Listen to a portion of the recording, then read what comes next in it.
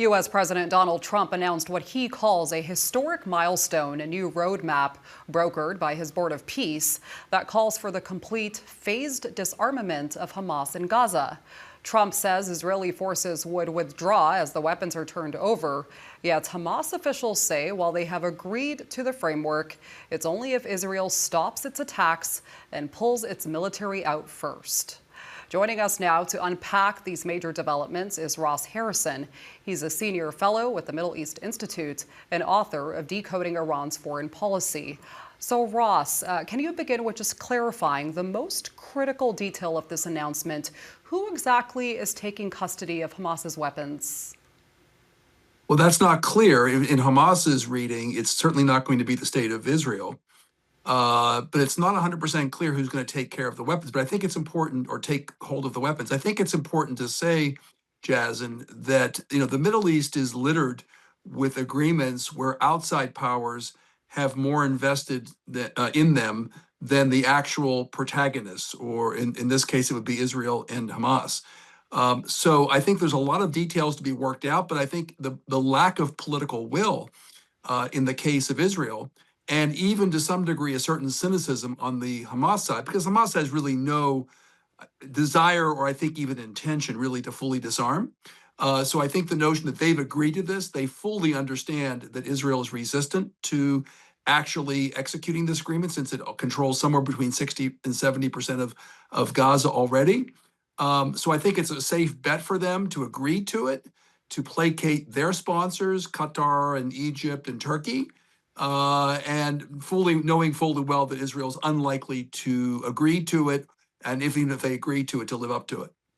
Okay, if that's the case, how do you see this playing out, and what can mediators do further? Well, it's not clear, Jazan, because as you know, this agreement sits amid a broader regional conflict right now, and that is that the war between Israel and the United States and Iran, right now between the United States and Iran. And there's so many various files that the Trump administration wants to impose upon Bibi Netanyahu, the Iran file, the Syria file, the Lebanon file. So it's really not clear how this is going to move forward. I think one of the things that we should be mindful of is the lack of staying power of this administration in Washington in terms of diplomacy. Moving this Gaza file forward requires a tremendous amount of diplomacy, a tremendous amount of coordination. There are some very, very good people that are part of this sort of technical team that in theory would run Gaza, but there's no real political buy-in at this point, and no real political horizon for Palestinians living either in Gaza or in the West Bank. So it's not really clear how this is going to actually move forward. This administration tends to work more on optics than substance. So we'll see whether, in fact, the political pressure can be brought to bear in order to move this to the next phase. I have to say, being in this business a long time, I'm a bit skeptical. And let's talk about Trump now. He says Israel is happy with the deal, but at the same time, Prime Minister Netanyahu says he's skeptical about it. So do you see this draft agreement even being a genuine path to peace? And even when it came to Iran, there's been a lot of back and forth there.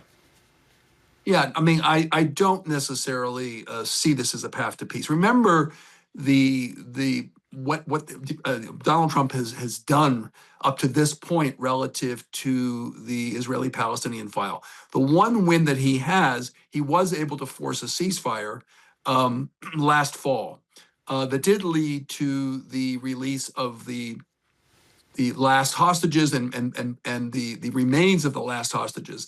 But this track record is not particularly good. Remember, he actually was the one that suggested that they displace the Palestinians and move them out, so that Gaza could be turned into the equivalent of the Riviera.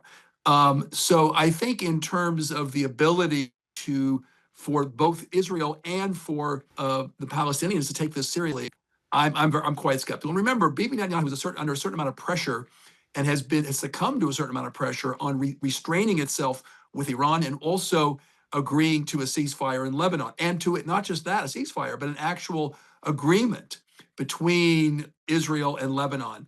So whether the president is willing to actually go to the mat with Netanyahu on this, beyond this, what he calls an historic agreement, I have to say that the White House is going to have to pick its battles, and I'm not sure it has enough skin in the game on this one right now to make this an immediate priority.